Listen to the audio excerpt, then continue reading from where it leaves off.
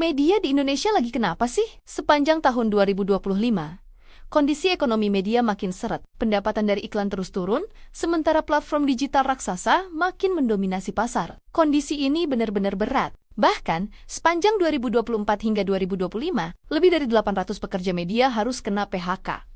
Di satu sisi jumlah awak redaksi makin ramping, tapi di sisi lain, beban kerja yang tersisa justru makin menumpuk. Namun ternyata, sepanjang tahun 2025, lebih dari 14.000 wartawan berhasil lulus uji kompetensi wartawan. Ini artinya, standar profesionalitas jurnalis sebenarnya meningkat. Mereka makin kompeten. Tapi sayangnya, soal kesejahteraan, kondisinya masih jauh dari kata aman. Belum lagi kita bicara soal AI yang masih jadi perdebatan. Dewan Pers memang sudah merilis pedoman penggunaan AI dalam karya jurnalistik, tapi adopsinya di ruang redaksi masih sangat terbatas. Banyak yang masih ragu-ragu. Sementara di sisi lain, perilaku konsumen berita juga berubah drastis. Sebuah survei menunjukkan 57% orang Indonesia sekarang mengakses berita lewat media sosial. Dan yang paling mengejutkan, TikTok makin menjadi rujukan utama buat cari berita. Ini jadi tantangan sekaligus peluang. Media harus bisa beradaptasi dengan platform-platform ini. Lalu, pertanyaannya, dengan semua tantangan ini, masih adakah peluang buat media di tahun 2026? Tentu saja ada. Peluangnya ada di kemampuan beradaptasi. Media yang bisa menciptakan konten berkualitas,